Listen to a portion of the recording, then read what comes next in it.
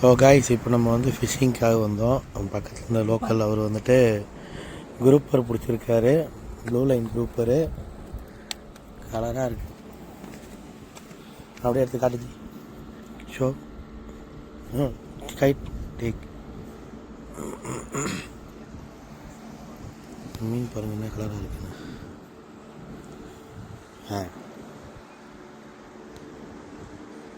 அப்படியே சன்செட்டோட தலைவர் சூப்பராக பிடிச்சிருக்காரு.